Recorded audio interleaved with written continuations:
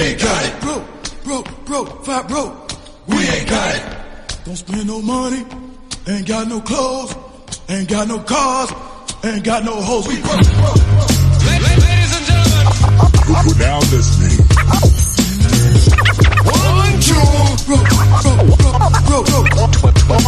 Twimbos. We ain't got it. We broke. Right, we're back again. Another week, another episode. It's two broke Twimbos in the hizzy. Look at that. It's a bird. It's a plane. Nah, it's an underwear stain. That's right. It's Danny, that guy in the building. A.K.A. Denias. A.K.A. your girlfriend probably pities me. A.K.A. done more. But when you look at my body weight, it's done less. Crazy. A.K.A. Mr. Friendzone. Hey, if you haven't introduced yet, shut up. Jesus. Hey, so unprofessional. Highly unprofessional. Wait, can we finish the introduction? Okay, I'm gonna start again because I feel like I was interrupted. Shut up. Yeah, you are. We got through, bro. Let's get the ball rolling because you know these guys. Isn't that A.K.A. Denias? A.K.A. Danmo. Dunless. Yes. Dunford. Dumbass. And he's here with the unmistakable, the irrefutable, the honorable, soon to be doctorable, Phil Chard, A.K. Flame Floss, the big boss, baby. A.K. Pizza P. A.K. Fill Up. A.K. Shamari, Ditengro Dringi. A.K.A. Sexington Lovo. And we've made a cardinal sin today. We've committed a cardinal sin. We've allowed an individual near something he should never be allowed to touch. That's right. B-Sun and Munya in the studio. Yeah. And there's a microphone. Yeah. And the levels are below zero. So this is going to be interesting. Cue pull out of sponsors.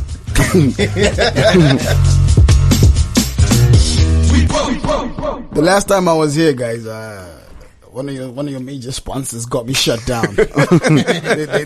they sent police with AK-47s to escort me out the building. Word? The Letterman. Shout out to Letterman. He ain't even kidding. He's not even kidding. I'm not kidding.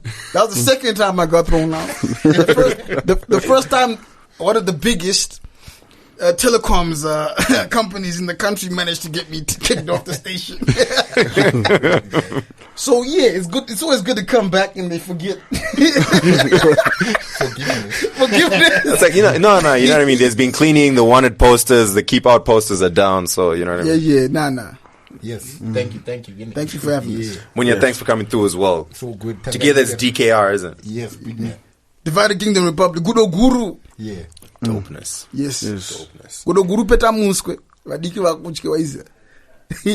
Okay, let me tell you what's gonna happen this episode. We're gonna start off understanding each other nicely, you know what I mean? Yeah. And we're gonna talk about some serious things, and everything's gonna be dope.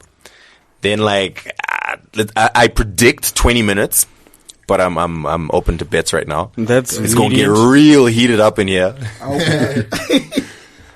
And there's gonna be some people insulted, but it ain't gonna be beef though. It's advisory. Yeah, exactly. Yep. Yeah. Then it's just probably gonna go all the way south. But while we still have time to be civil. Yep. Yeah. Where do we begin? I think, let's start with the Changamire. Yep. Right. Okay, DKR, B-Sun and Munya. Mm-hmm. It's just the two of y'all. And you said it stands for Divided Kingdom Republic? Yes, sir. Not the two of us per se. I think, more accurately speaking, is there's a lot of us. We're an entire band that's been running together for a long time. For many, many years. I think me and Munya started working together when we were young, 13, 14. Through a couple of continents. 16... Yeah, I'm 36 now, so. Okay. Word? It's a lot of years. So we're like a band. Gudo Guru's a band, a ragtag bunch of merry men who love traditional Zimbabwean Bira music, and we've been putting out music together for a long time under various aliases, and this time around we've grown up. We've grown out of the DKR, man, because that's slightly when we're in Europe that made sense. Now we're back Divided home. Kingdom Republic. It makes So it was a sense. divided kingdom. Oh, United Kingdom, divided king. Right. Okay. And if you think about it, a kingdom is run by kings, a republic is run by the people. It's a big oxymoronic. Hint. Guys are so clever, man. What these double metaphors and entendres? I thought it was just because you were looking for a Googleable name, you know what I mean? Never try to Google T.I., guys. Yeah, crazy. Anyway, alright, dope. Alright. So you said it's based on the love of traditional Mbira music. Well, not really in a way. I mean, that's one of the things like which brings the people together. But I suppose it's based on maybe shared ideas, shared beliefs, shared knowledge, shared understandings. I suppose. So I think like it's a collective of people with a similar in music, Mbira and all that happens to be one of the vehicles that we use, or that's the one that's brought us here right now. You might see us somewhere else under the guise of a different vehicle, so that's the thing. It's man. But we got a music project that's out right now, amongst other things. So that's Gudo Guru is I think music is a primary vehicle. It's always been a primary vehicle for people to speak and for people to share energy and all that kind of stuff. So that's basically Gudo Guru DKR. Dope. I think you guys actually have you've got a lot of people talking, obviously, with the new music. And you keep saying when you guys are talking about the whole Gudo Guru or DKR, you're talking about underlying values or beliefs or what are we talking about here? Because this is not a band like One Republic, you know what I mean, or Well, it's the freaking 5 fact that seconds like of right now summer, you've given us a platform to speak, so it's the same. I mean, if you're playing music and we're at our house and we since we've been here, we've been rehearsing, we've been playing. If you happen to pass a certain corner in Mount Pleasant, you're likely to hear mbiras and stuff on certain days just playing and and we've been doing that happily for maybe 2 years plus without getting outside of those wars and trying to share it with other people, just amongst ourselves. So what I'm trying to say is like now it's a platform, like you've given us an opportunity to speak. So what I'm trying to say is then there must be something then that, when you stand in front of people and say, listen to me, there must be something that you're trying to share. So that's what I'm trying to say, that there's some similar values that brought the people together, and now the music and these kind of things give us an opportunity to maybe, further expand on those things or communicate them in a different way, So that sounds like an answer you'd give like a newspaper. Okay, so now you want to know what the value is. Now we know you guys are press trained. We've established that. You know what I mean? The dude that gets the aux cable in the car, you know what I mean? The aux cord. And he's deciding what to play. Right? So y'all are deciding to put this out or this message or these values out, because it's more than just a heavy beat and a repetitive chorus. You know what I mean? That's what I'm saying. You guys have something that you're putting out there. Yeah, basically we're just trying to put out bullshit, and we're trying to put out something that I hope will be a talisman project, because I suspect maybe the youngsters will take that and run with it and improve it and make it better and so forth. Because to be honest, the youngsters are older than us, if you know what I'm saying. They have to be, because they yeah. No, I'm kidding. Go on. Nah, they're the iPhone 6s. We could be the iPhone 3s. Yeah. So I'm saying, so they knew up, but then they have to be superior, because they not only have functions. the technology of the old, but they have the new technology as well, right? Yeah.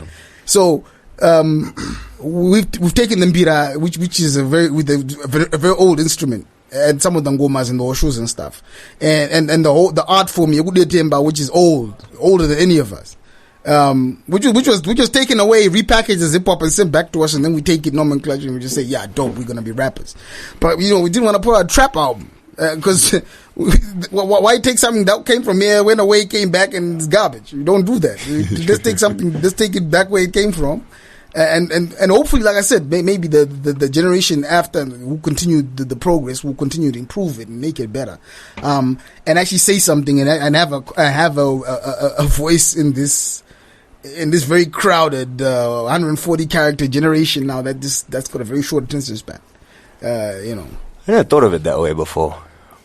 Thought of what before? We're saying, Kude Temba was ours in the beginning, bruh. Of course, absolutely. Everything was ours in the beginning, literally. And I'm not talking about some black madness. I'm just talking about reality speaking. Using rhymes, alliteration, onomatopoeia, and all these things. These are the things that Africans have done for infinitum. So it's not new. So when the slaves were on the ships, they did that, and then they took it, and then it's the ghetto struggles in America, etc. People, why do you think we like hearing rhymes and alliterations and flows? And we can totally relate to that because it's in our DNA. But that's the interesting part, because when we say about ours as well, in terms of, you see, those people who are in America or wherever, black Americans, it's theirs as well. Yeah. Yes. But they're actually playing the part the way they should. Oh, flip. Go on. Yeah. Sorry, man. They're actually playing the part that they should in the they're adding to a conversation. Because for a conversation, you got an angle, I got an angle. Now, on our side, we're neglecting our part in the conversation.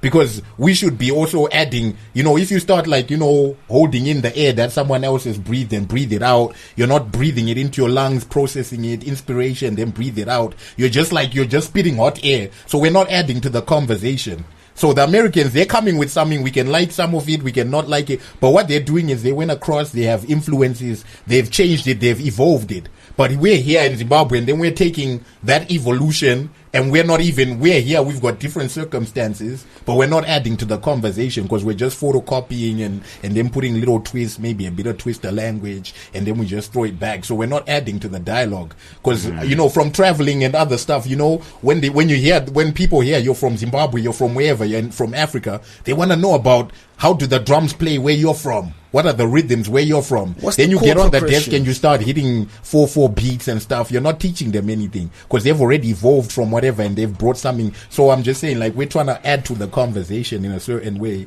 as opposed to, just be photocopying as what's predominant with a lot of the stuff that we're hearing around, So. Like you said, it's about the like you said, your breath analogy, my guy. It's like inspiration, respiration, expiration, transpiration. They need constipation, masturbation, respiration. Now, like I said, adding to the conversation, man. These guys are getting very deep right now. Eh? Yeah, I'm saying, bro. Deep, yeah. So, have you guys always been? Have that mentality with your music, as to make sure that it has that authentically Zimbabwean traditional sound? Because I'm trying to flip back. I think one of the first few tracks I heard from Munya was that we built the city. Yeah, and that had a lot of horns, a lot of. So shout out to Red Bull. You gave us a lot of money for that record. Non-disclosure. You travel the world. Red Bull, that company from Seattle. No, they cover us in Zimbabwe. I doubt it. Yeah, so tracks of that album, and even the double-sided album you guys dropped, that Speaker Box Love Below item you guys did way back. That was purely Mbira music, and we rapped in English. Yeah. So it's like there's an evolution. You guys started in English doing I started off as a Christian rapper. I'm ashamed to say. That's an evolution of note right there. What was your let's go back there. What was your moniker back then? Monica. It was Begotten Sun. I got that's what my dad, said. Gave me, God so loved the world that He gave me my only begotten sons, right? So that's where He took it from. I was a Sunday school teacher. You know what I'm saying? I grew up in the church. You were a Sunday school teacher. Yeah, I was. And the thing is, when my parents were teaching me Christianity, they were doing it because they loved me. I mean, the fact that they were teaching me lies was different. I mean, I don't think there was no malice. I think he was trying to look out for me. And I took what my dad taught me, with hook, line, and sinker, and I loved it and I was passionate about it. So started a Christian rap group called Hardcore in those days. Hard Christian oriented rapping evangelist. The irony is just I know, right? It's just was that the best name you could have? Well, yeah, Hard Christian. In fact, the first album we did was called Gangsters in the Right Gang, and it was we remember in them days with Metaphysics and Zobs and a couple of old school rappers who the hardcore. And we used to rap in church, Gangsters in the Right Gang, Touring. We used to tour. We toured loads. Regionally. Botswana, South Africa, Gauteng City, you name it. It was crazy. People... You didn't get Bible tattoos, nothing like that? Nah, we used to call the Bible the Gat, God's anointed truth. And so... it was like... we knew about these niggas. Munya was in a group called Rashi Squad at the time. But we were doing stuff together still, but we were the Christian rap groups. Now, we had an outlet for our music. We could actually perform every weekend. Like we perform 10, 15 times. And they'll throw the ties in the end, and we actually get money to get our combis back and be able to pay for our next album. You know, we being a Christian rapper in those days made sense. I mean, in fact, we toured with the Lost Boys when they came. Like, a lot of circular rappers didn't make it on the cut. That makes sense, you know, like, just after Mr. Cheeks says, I can't escape this life that I'm living in. Praise God, people! You know, it's weird, because there was a competition at the time. We had to do a competition of who was going to tour with the Lost Boys. It was done in Circus. And wow, what a throwback. What a throwback. Shout out to Circus. Shout out to Circus. Shout out to Stan Bosch. Such a cool diversifier. We used to walk around with our 40-ounce bottles of Fanta. It was our little signature swag. Popping bottles, son. Popping bottles of Fanta in the club. Showing, you know, with our Gangs in the Right Gang t-shirts, you know what I'm saying? You know, with the same girlfriend. I mean, I'm actually still married to the same girl I used to be with when I was 15. So we're trying to show a different way of life, and we didn't want to be drunkards and what. So, but then because we had so much performance experience, like youth encounters, blah blah, it was easy to win the competition because the other circular rappers had nowhere to perform except Miss Venona. You know what I mean? There was no outlet for a lot of circular rappers. So it makes sense, in the sense that, like, when you were talking about, you know, if there's always been some values, that's the thing. That's why you find, like, up to now, that gospel Christian kind of music is always, you know, it's always got a big demographic. It always appears to move people. It does move people. It's just probably they attribute the movement to something else than what is actually moving them. But, you know, that's my own take. But anyway, basically, I'm saying, like, you know, there's always a value, like music.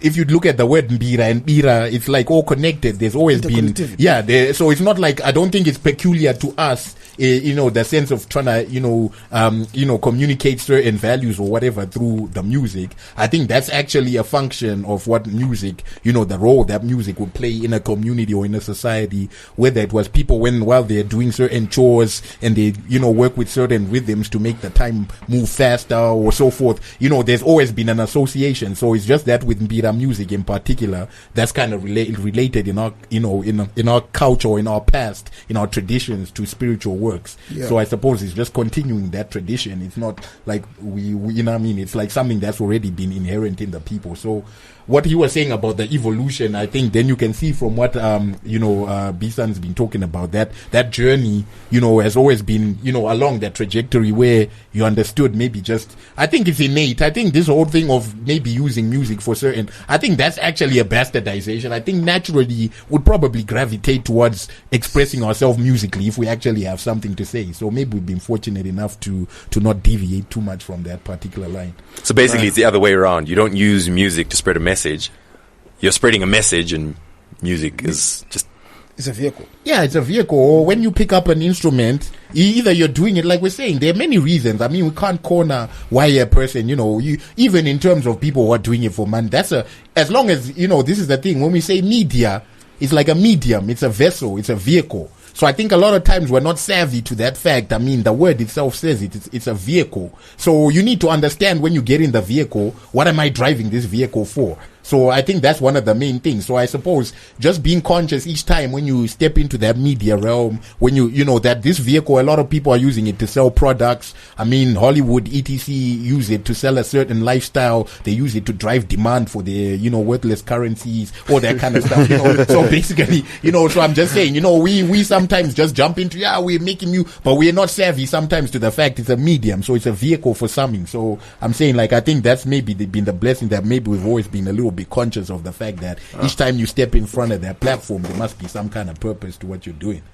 How old are you guys when you're in hardcore? 15. 15. 14, 15, yeah. All right.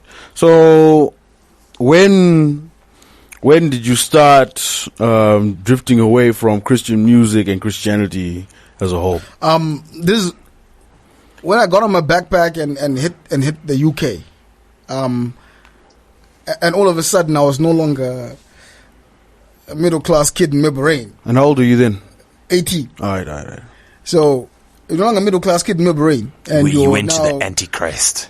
And then all of a sudden, like, you you've also been taught too much. Like my father taught me too much. He made me do divinity as my 4th A level and all these kind of things. So I started to understand a lot more things about the scriptures and stuff.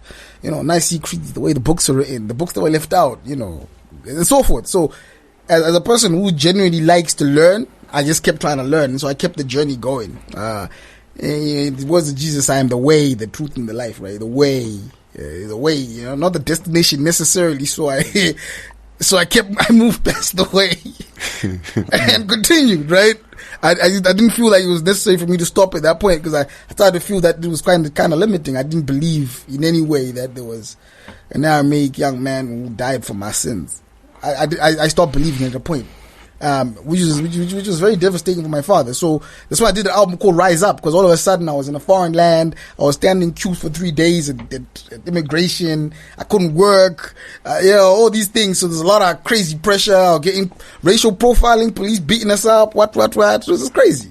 So at that stage, that's when I got into a more black conscious state. If you think, you know what I'm saying, and the Begotten Sun became the prodigal son. Yeah, came back home. You should write that down. So who was influencing at the time? Munya. No. I think there was because look, when we were in the UK, me and Munya had there was a serious flip polar that happened. Because Munya then became a fundamentalist Christian. You see, so. And I had gone the other way. And there was many conversations on phones. Like, long conversations when there was crazy arguments. No, I think, to be honest, the whole thing is this.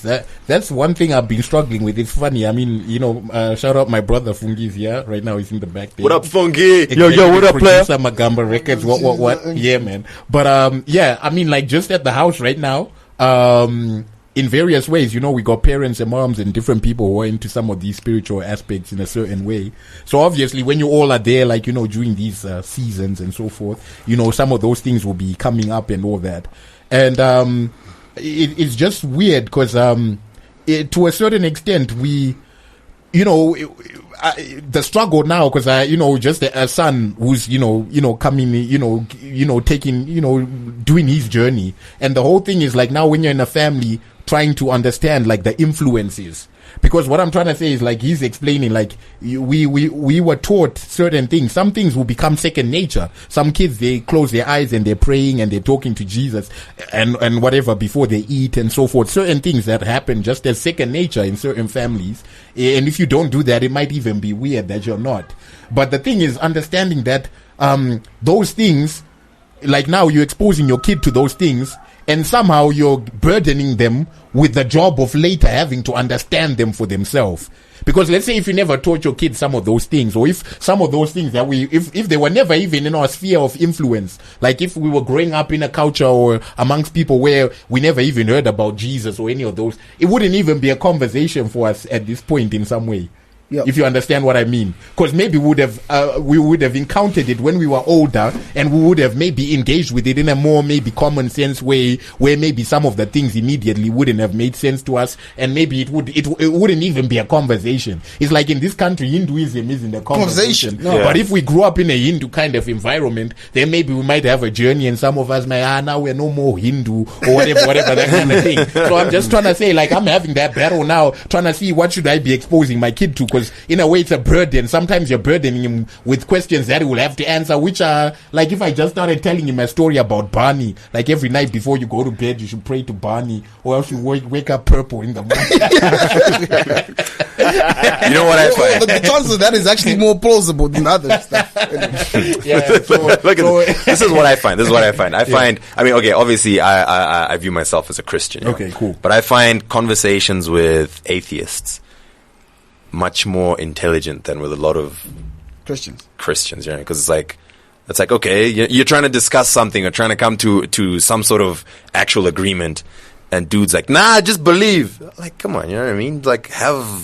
Have some talk about things. Let's analyze. We've got a brain, you know what I mean? For example, what you were saying about the whole we must pray before we eat thing. It's just taught into kids as they grow up. Okay, just as an example. If I decide, you know what, I'm going to pray at the beginning of the week for all the week's food. How can you do that? Well, why not? I mean, it's just something that's just drilled into us. Yeah, and then you don't question it until later. And you lose that personal space to question it, you see. Sometimes I think anyway, all challenges are presented so that you can show yourself, I think they're there so we can show ourselves. The problem is sometimes when they become so overwhelming and etc., then some people don't make it. And I suppose that's part of it. But also, I suppose there's a responsibility, especially when we're dealing with children. We're supposed to also then make it, because they're still trying to find their way. So we're supposed to give them enough leeway in a way so that they don't then drown that opportunity for them to question and then come to their own conclusions. So I think I don't know. I mean, I find Christianity in a certain way, like we were saying, there's certain friends of ours in certain situations at the moment where you might find that particular structure or that format. Just like in America, for a lot of the young black Americans, Islam provided it's a way. So when you start encountering, like you were saying, then we meet up in England and we're talking and asking certain questions, and he's come his way and I've come my way, then you start to respect that there are many ways as well. So then you then start to want to explore and see, and then if you realize the world is a globe, then you can go around the world in an infinite number of ways. So there are too many ways, there are infinite ways. So that's the whole thing. Like ultimately it's then coming to that realization that you don't have to be, and I think maybe sometimes that's what is stifled. Sometimes the people are sitting in the same chairs every week, and it's years and so forth passing by, and then that just becomes redundancy because you're not really stretching out your full capacity. And Jesus was trying to show in terms of some of the parts of the scriptures that we are God where you are. So if you don't then come into that realization and then exercise it, he was never really in one place every week on a Sunday. He was moving all through, moving in all the building a movement. He was among prostitutes, amongst everything, all the tax different collectors, the kings, all the layers of the society. Pop bottles and weddings. Exactly, you know what I mean? I'm not sure it went exactly that way. Let's move away from the whole God channel thing, right? So yeah, I think we've discussed. I actually want to hear about this new project that's come out about Changamire, and we will get there. Dude, you don't rush. Don't rush.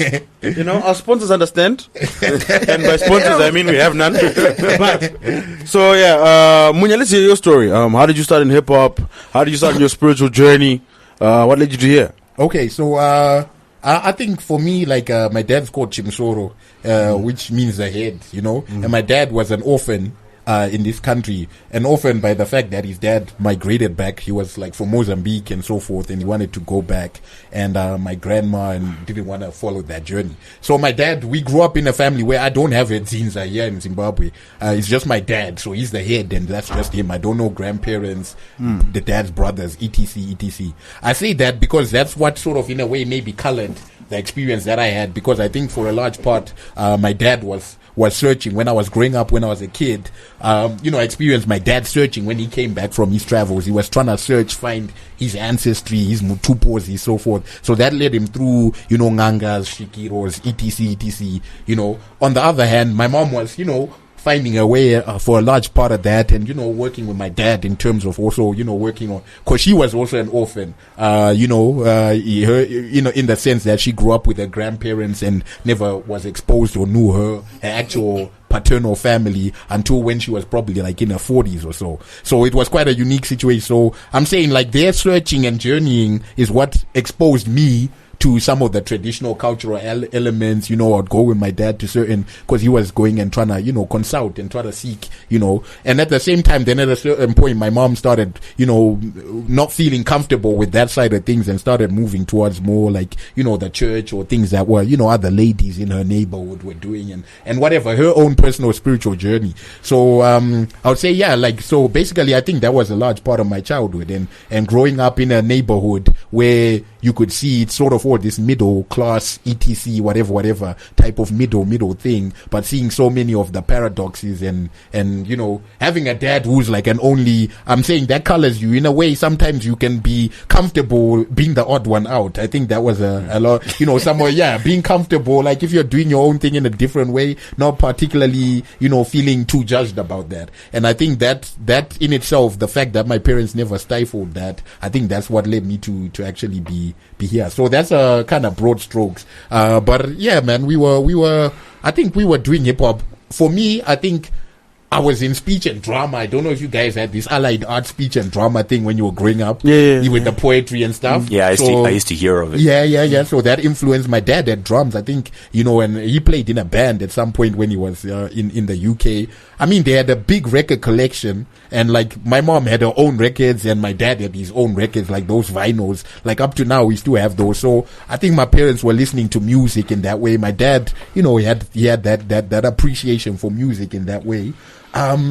And then, man, we were doing that speech and drama stuff and rapping. Then when we saw the rap and the hip hop, we could relate to that in the sense I was doing poetry and stuff. So it was similar. And then, you're doing little things for your school stuff. They're telling you to make raps about AIDS and tuberculosis and all these things. And next, I think we did one. It's crazy. Next thing we done one of these things for the president. Was then prime minister or whatever. And when you're doing this, and then next thing it's like you're doing a Star Bright, and then you're doing a Summer Slam back then, 93 Star Bright, 93 with Maraire's youngsters, Wanaru and Dumi and all that. So we were, Star Bright night, they won that one. And, you're doing these little things like that, and it just starts rolling from there. And I think that one of the fun day things at the school I was at, North Park in Mount Pleasant, Herbert Schwambone Metaphysics, he had his little brother at the school, so he came through and he saw me rapping on stage. And this is Culprit.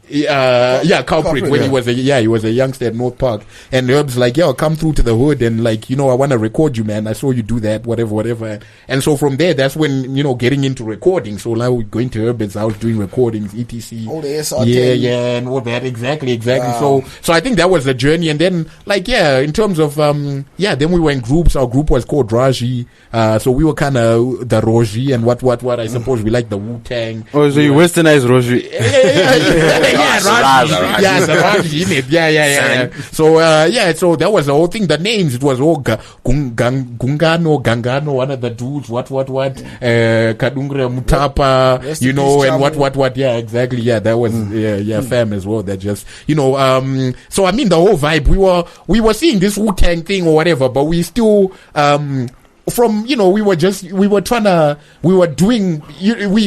appreciated the value of having, that was the whole Raji thing anyway. It was just basically trying to do something. We're talking about stuff that related to, but it was just I think it was playful. Basically. Yeah, it was playful, which is why we can understand and relate, like even some of the stuff that comes out now. It's like it's an avenue to express. So I think when you're a youngster, it gives you an avenue to say things and, to talk to, bigger platform of people. And so I think that's what evolved from there. And then I also did the thing, went to the UK.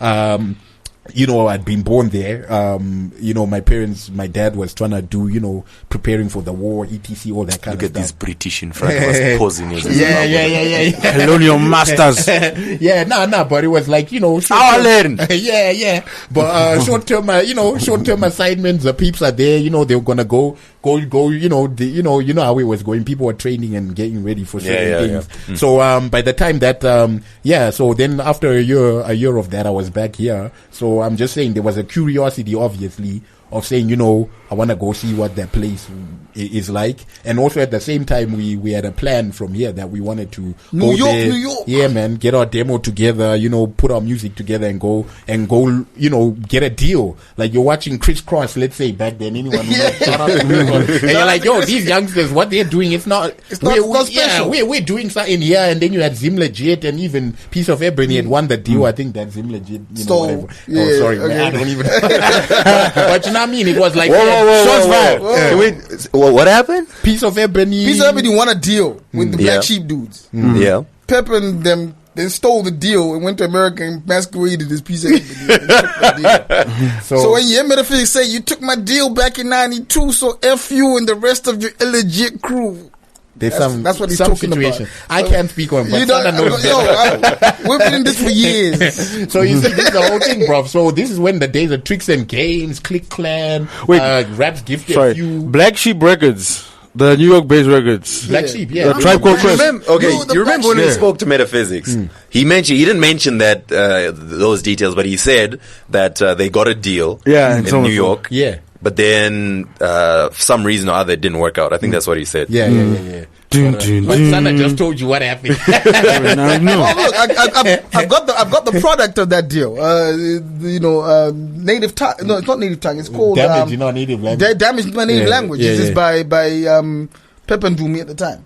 So what it tells you is that So let's do me right. Do me right. Yeah. That's the pedigree. That's what I'm saying. These are the peeps we were around coming up. And the whole thing, even, this is the thing, like Piece of Ebony then, that's with Chioniso and Tony and all that. Capone. You see, and with Wana Keith, the way they done the music on that, you see, it was a moment. It's just like Mau Mau, there's certain moments, Mau Mau, you know what I yeah. mean? There was, even, I remember you guys with Grip and Charakadenga and so forth. There are little moments that were happening there where people were connecting with the culture or with the traditions. Like, we're speaking in an authentic voice, and the pedigree tells you, like, if you could do that and then get a deal in New York based off of that, like, what happened with Piece of Ebony and even Zim Legit, the whole thing was these guys over there could respect now, like, wow, these dudes are coming to tell us about what's popping in Africa. They're bringing beats and drums from Africa, like, or things that actually that challenge us. Then I have to listen. I can still relate, but I'm also being challenged. That's the whole thing. It just tells you that that's the pedigree of stuff that was coming out of Zimbabwe when we actually speak in our own voice. Yeah. So,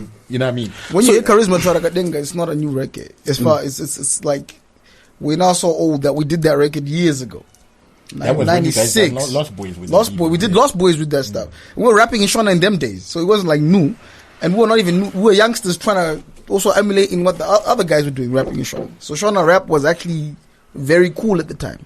And I don't know when it became uncool. Yeah, I think that's my next question. Like, mid-90s. Shamiso made it uncool. Yeah, but they didn't, because then that's Dave Chifunis and all that.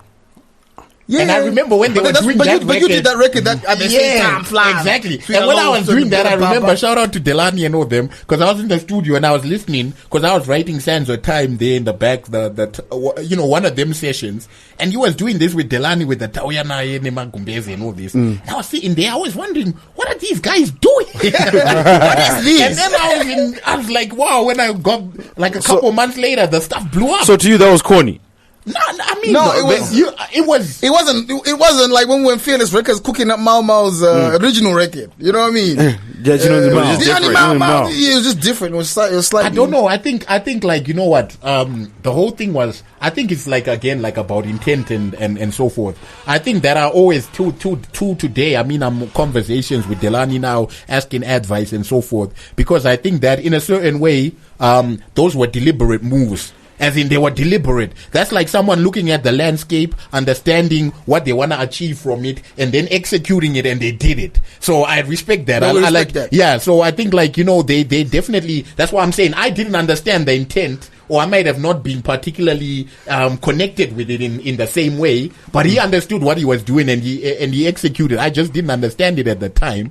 But then he was doing in that, he was taking a song that was in the vernacular and so forth, and he was bringing it, he was breathing something else into it. So I think these are all struggles. These I'm saying, these are all moments in the same, I agree. I feel like the moment we have very Zimbabwean hip hop, very Zimbabwean pop, very Zimbabwean rock, dancehall, whatever it is that people are listening to, and Zimbabwe has its own flavor of what it is that people like. If there's 1,000 people in Zimbabwe that like rock, and we have a Zimbabwean rock song that caters to those 1,000 people, that's what I see as the evolution of the music industry to that extent. So, like, for example, what you're saying is everyone was used to the whole hard Mau Mau sound, or the Piece of Ebony sound, which was very introspective, whatever. And then here comes this, David Chifunyise, which is a bit different. And you listen to it and it's like, what is this? This is not what we're used to. I blame the American presidents, actually. Yet it's still Zimbabwean. That's dope. What do you mean?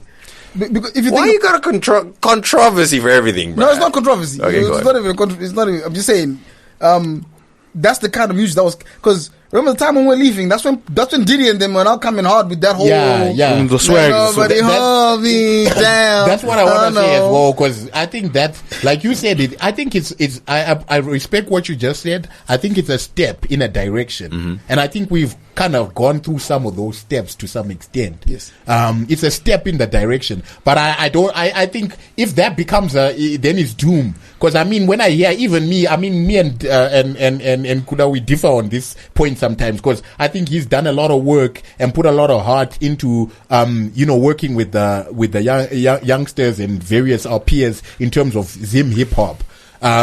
Whereas myself personally, I don't like the whole thing where we put a little Zim in front of the hip hop. If it's hip hop, I just want it to be hip hop. I mean, I might listen to hip hop from Mexico. I mean, it can be a word thing, you understand? If you look at it one sense, it might be like we're just talking about words, but I'm trying to talk about the actual, the underlying part of it, like the whole thing of Zim something, if it's dance or Zim, I mean, I'm just saying, Semantics. Like, we should just have from the ground up. I think the thing should be from the ground up. It should just be from the ground up. If someone who listens to hip hop then views it as hip hop or whatever, and then we say it's hip hop, it's hip hop. I don't think we came up in a time when we used to call our stuff Zim Hip Hop, but we were doing hip hop, and we were doing, like we say, a piece of ebony. We're able to go to New York and get deals of the hip hop they were doing. It was just hip hop. It wasn't like a Zim. I don't know. I'm not so sure any of these Zim hip hop artists. I wasn't really labeling. Yeah, it's just semantics. I was just trying to separate. But you music made understand in the Zim point behind that, bro. Yeah. That's what I'm saying. Like, I'm trying to talk about the point. I feel like you're fighting the wrong battle. Okay. So let's get back to this discussion. So you guys are basically talking. This is mid 90s. Yeah. And Zimbabwe is now in a situation where we've got a lot of hip hop movements coming. Zim Legit, Pieces of Ebony. We've got hardcore breaking through. Rajay breaking through. Who else was on the scene at the time? Click Clan, Games, GFU, Native Young Crew, Chuck Gnosis, yeah, exactly, all them dudes, yeah. We could even say at that point in time, Zim, in our region, Zim had probably the most eclectic and vibrant, of course, upstart hip-hop scene. Shout out to Mischief for real. Yeah, Zabs, Chamu, and all that. Yeah. And then, somewhere along the line, it falls through the cracks and it basically dies for almost a decade. Yeah. What went wrong? Urban Grooves. We can't blame it on Urban Grooves, though. No, not blaming it, but the rappers became Urban Grooves. They had to go that way. I guess it's the name semantics thing, but rappers were now rapping the R&B rapping beats, and the raps about a girl named Chidorudo Sipo became popular, and basically and also the economics of Zimbabwe at the time made rappers start looking at how do I get paid a lot of money or get a hit and so forth. When we were coming up, and you can ask Herb, you can ask Zabs, whatever, there was not one moment in time we thought we'd be rich off of the music.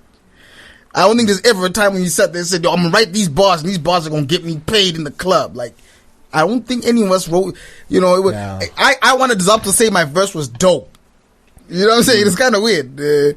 Which again is a currency in itself, I guess. But just respecting the hood and whatever else. So, street cred, son. Street cred and so forth. Yeah, and all these struggles, like now even about people getting played on radio, etc., about piracy. Remember, we were taping stuff, or we had Raptivity Jam, Hitman. I mean, come on. Otis was holding it down even, With that tape decks, you would say, like, I'm going to not play no ads on this one. Like, get your tapes ready. And we'll be pirating, So the music was, the piracy was already happening. It was probably easier, more rampant. We just, So at the end of the day, like he's saying, I think it's the P Diddy thing and whatever. I think it was a currency of, it was a current that went across, like, with a lot of peeps, and I think it infected, that whole, like, the whole thing where it became an avenue to fame. Like an avenue to wealth or whatever. Yeah. And also, let's call spades a spade. When Delani was the gatekeeper at the stage, with him and Gilbert at the stage with the Shamiso crew.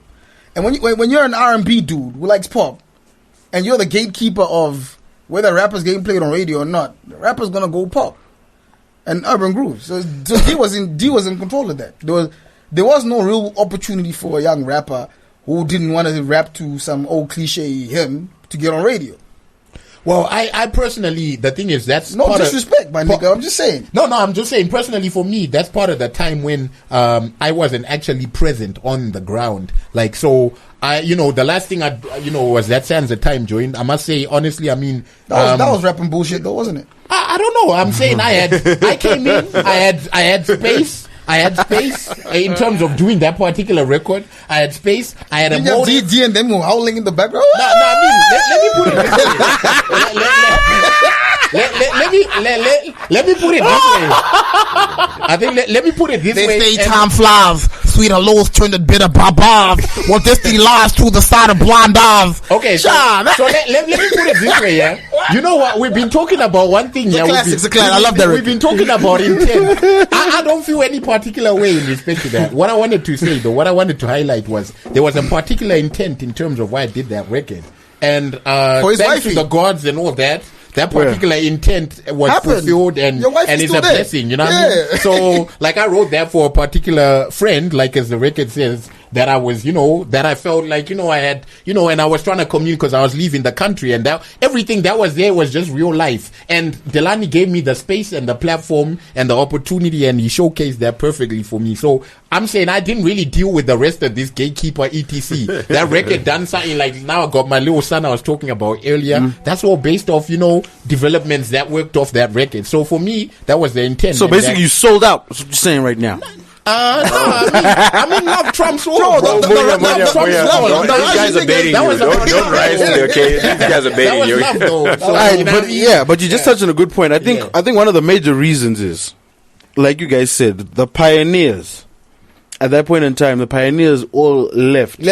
And it's the same thing, like, whenever, in any sort of social movement, when the leaders abruptly leave, and the youth are left without any direction, they're going to gravitate the path of least resistance. And as you said, the path cricket, same difference. Path of least resistance was Delani, because you and Kuda both went to UK. Meta left, Zabs left, Chamu left. Chiwoniso switched genres. Was out. She was back in the States for a bit. Everybody left. Yeah, everybody left.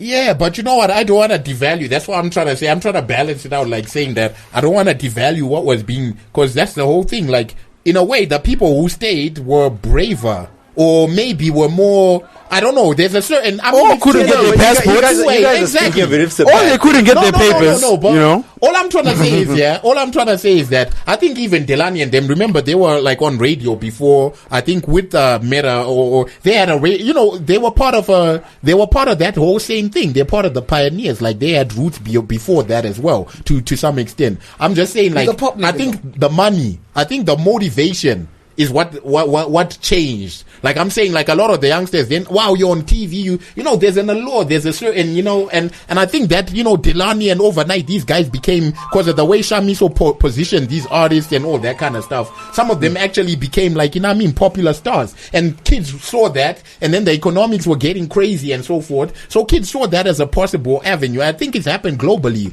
with music in general. People saw Jay-Z and all that. That all shifted, the whole Diddy thing shifted the whole culture at a certain point. All of that with, it's like the focus or the intention became more about how can I get out of the hood? How can I make money? So I'm saying, like, maybe in Zimbabwe, we were sort of mirroring in some way that same kind of trend or that same kind of culture. With the microcosm of the same kind of thing. Yeah. So I'm not, I can't. Y'all analyze this thing real deep, bro. Like real deep. Man. It was the life, innit? So. Can we please talk about Changamire now? Hold on, Come on, man. Phil was talking other things. Yeah, we want to lead up to it, man. We're leading up. Changamire. We done been leading up to it for 45 minutes, Dan. Foreplay, something you know nothing about. Okay, but we must take it slow to reach the climax. Okay, cool. Yes. All right. So now we early 2000s. You guys. What? Hey, we need to get to the beginning of we get into the beginning of DKR. Then we'll get to the project. All right. Fine. So DKR was like Kudzi, and guys are in the diaspora now. So like you're saying, like, so the Begotten Sun, the prodigal son is away from home, etc. All the peeps, we we fulfilled that mission. We were in London. We did a demo, which, that was our moment. Which is now, this is the big part why it's personal, like Danny was saying. It's personal because we went to London, and instead of doing like when Piece of Ebony did their own thing, instead of being Raji, which was the crew back here, and doing, and having our name, we then switched. Like, we did a demo because we now knew we had started making contacts in New York, etc. We sold out.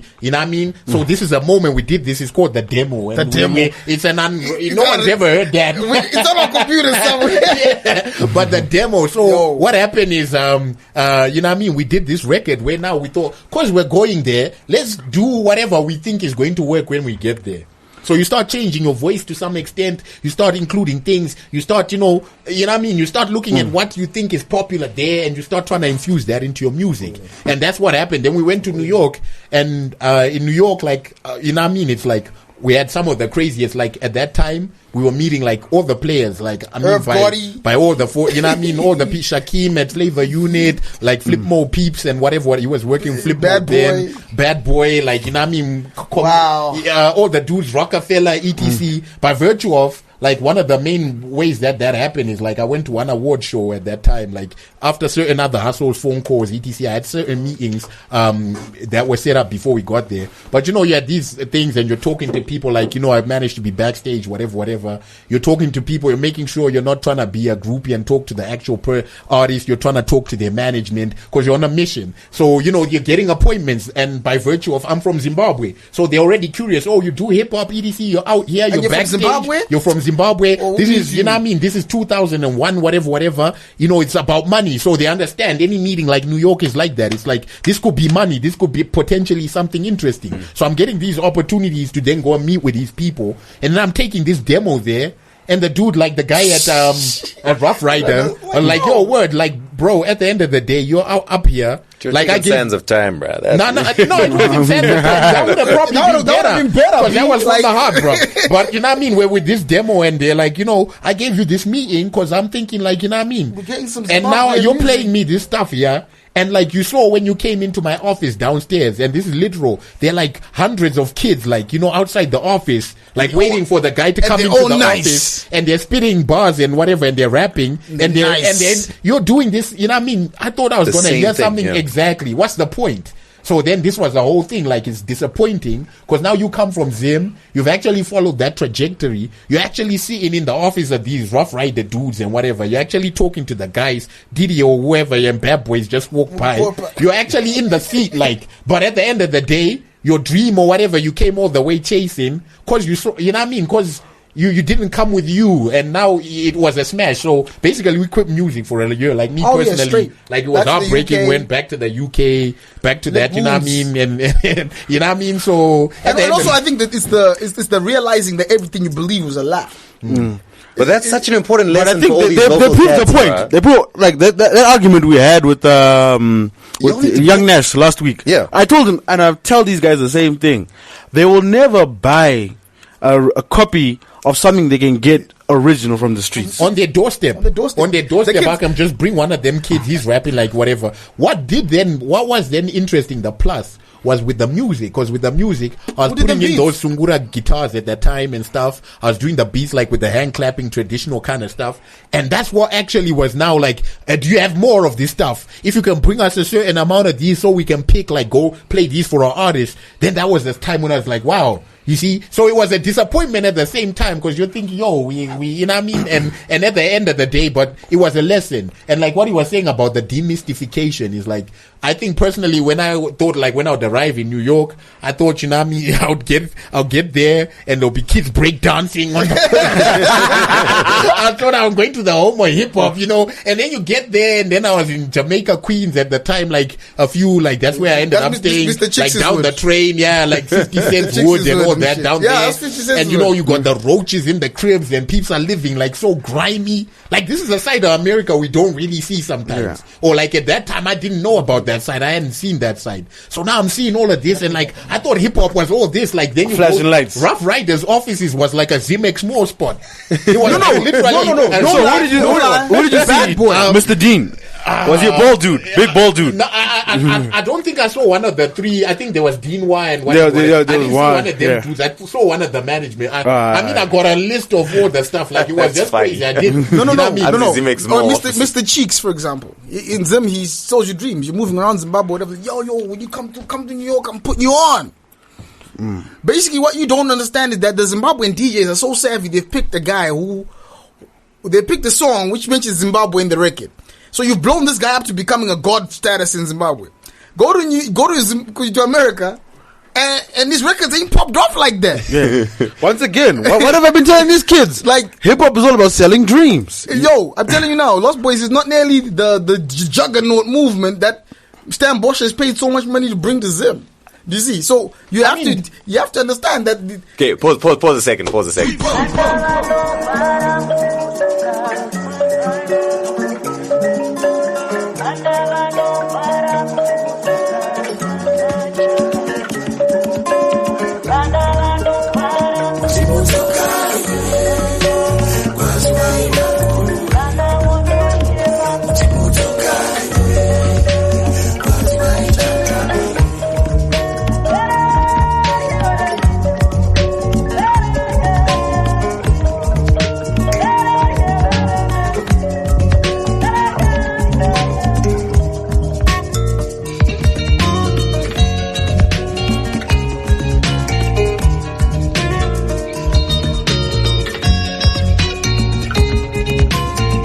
Tinovarangarira vakatungamira vakarwisa hondo dzepasi vakabudirira chitikambiraiwo mazano isuve pasi kuti tikunde upenyu hwotorarama nhasi makaekekera kuti hupoterera asi kwese makata zvotoda manera variko vamwe vagereyo kumafura nyoro vachidya divi renyika yemhando yepamusoro vanotitukirira nekutityisidzira ivo vachiparadza nehondo dzekutumidzira havana nyadzi havashayire kubwereketa varege havo zvichapera vanoshereketa ona vekwako tototiziramo mumakwenzi vamwe vakaperera mumasango tioneiwo tenzi vachitisira upenyu hwemurengarenga hwekungoswera tiri pamabvi kunasa matenga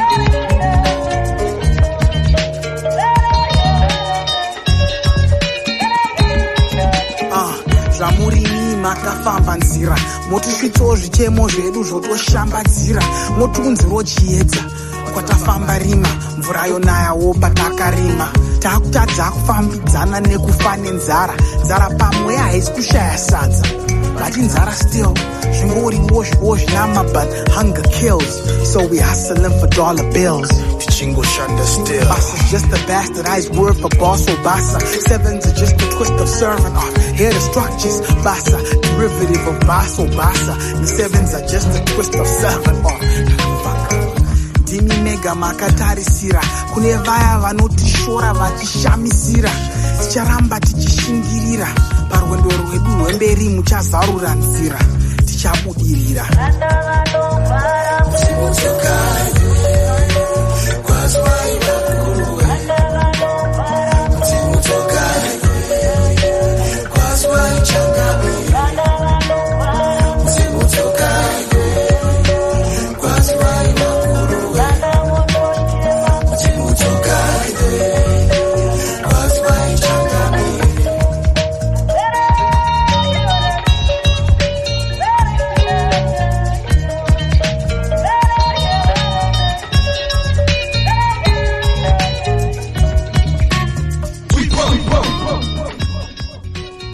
That was a music break.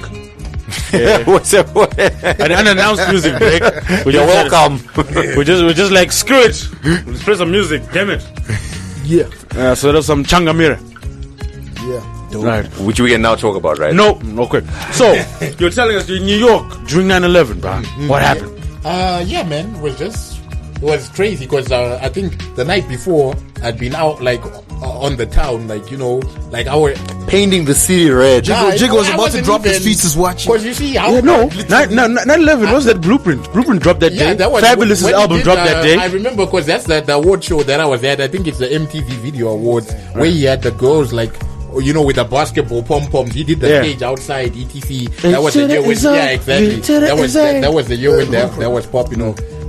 So yeah, no, I wasn't, because I didn't have like when I went there, I was a soldier for the crew. So I went with the demos and with the whatever, and I was doing the meetings. So, dudes would every 2 weeks send me some dough, even from the UK, etc. Like, I wasn't like, so I wasn't really, I got into a lot of things, like, even like the Alicia Keys and all these kind of shows, like, doing hustles, like Zim style hustles, getting in backstage, that kind of thing. But I wasn't like, how are you hustling? Tell us, how are you getting backstage? No, because it's something we kind of need to know in our lineup. Little life hack. I don't know, man. It's just like you move differently. With and visibility. Bless you. You also people relate. You know what I mean? If you get somewhere and the guy who's standing there can relate to you and you can relate to them.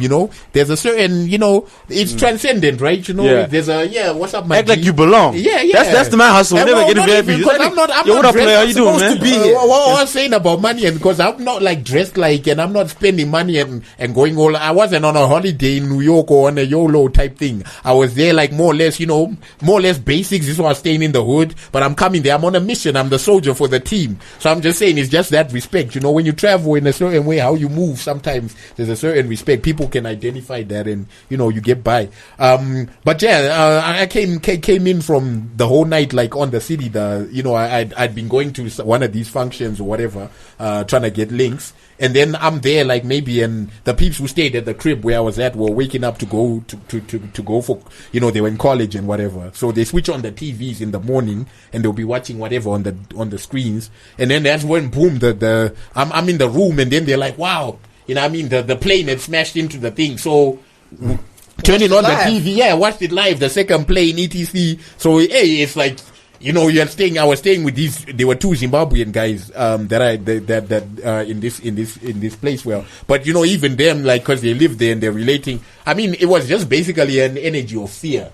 Like, I mean, when they talk about terror and terrorism, I think there was definitely it just changed the whole vibe of the whole. It was actually, it was crazy. So for me, that's where I was like, nah, it can't be. There was nothing was gonna move. I wasn't just, the whole vibe with what was going on there, how the people were. Personally, I had a friend who was in Atlanta, so he's like, yeah, just come down here. There moves in terms of the music and stuff that we can touch base and do over there. So I went over there, and I was out there for like 2 weeks, etc. So then from there I was just watching it on the TV and stuff. But I went by on the way to, you passed by the Pentagon thing, I went on a coach and so forth. So I saw that whole thing there with the flag and whatever. Did you see a plane, my nigga? Nah, I didn't see any of that. Yeah, no, we didn't see none of that. I mean, like, I don't know, man. Like, conspiracy. It was all, anyway, it was all funny business. It was just a crazy time, and it was just weird that I happened to be there at that particular But isn't that funny, though?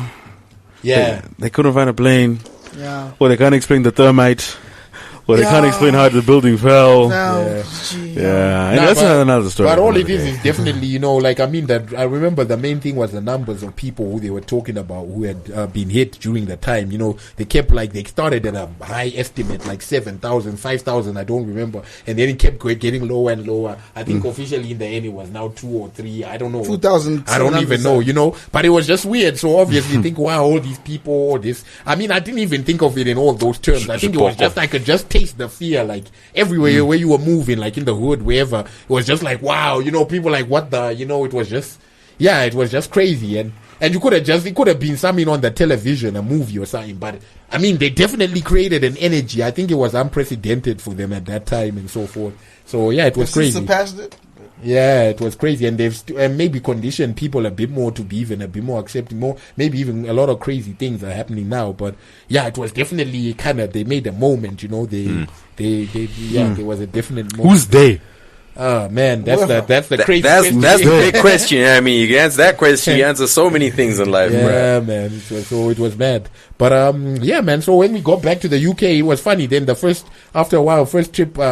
Like I said, we stopped doing music for a year, etc.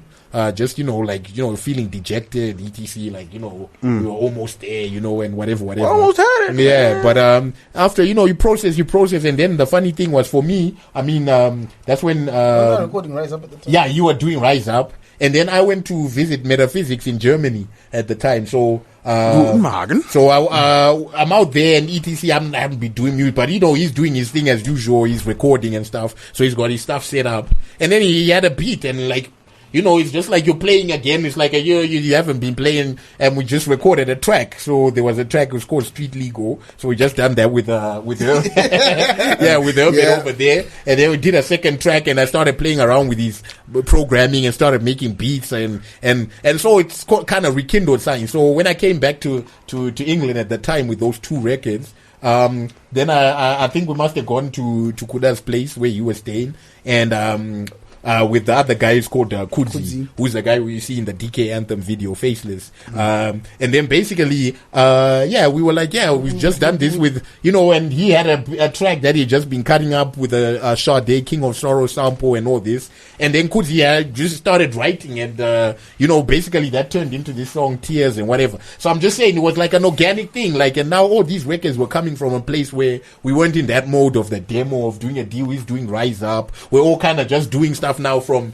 was back to the love, like back to the original thing. It was like back to, this is cool, just playing around with beats, and it was all these songs now that we were doing were kind of now speaking a certain sensibility. So I think that's the moment when then the whole DKR, Divided Kingdom Republic thing now then, kind of organically came into being, and that turned into the Rhythm and Prose record, which went after and side by side with the Rise Up project, which Kuda was doing as KYN Records, and he basically then put out the Rhythm and Prose thing under KYN and so forth, and that was basically how we came together. So, and like you said, those were like, that was like, we were sampling. We were working with samples. We were working with a guy called Ben at the time, when we were doing production with him and so forth. But the sensibility was now kind of, I think it was now in the right place. The heart in terms of the words and the lyrics, if you listen to Rhythm and Prose, was back in the right place in a certain way. There's another record before the demo that got lost at Kelly Rusike's place at the Shed Studios. Kelly Man. Kelly Man, Money Bag. Man. That was like a 9-track, which I wish we still had, but whatever. But I'm saying like this now, this Rhythm and Prose Rise Up, if you listen to them records, they were now back where our hearts were in the right place. And then, that's what then led to the one you were talking about, the double disc, Kuda Kwashe Mnyaradzi, which was now when we came back to Zimbabwe.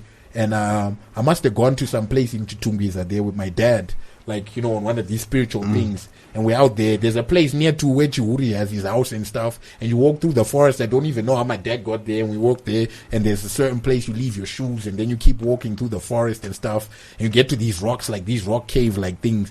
And there was a voice that was speaking out the ground. So I was talking to my dad and what, telling him. And you could hear this. Yeah, you could hear this voice. And my dad asking the voice these questions. Could have been a person in there. Yeah, it's a Shikiro. It's a culture. It's a culture. But the weird thing.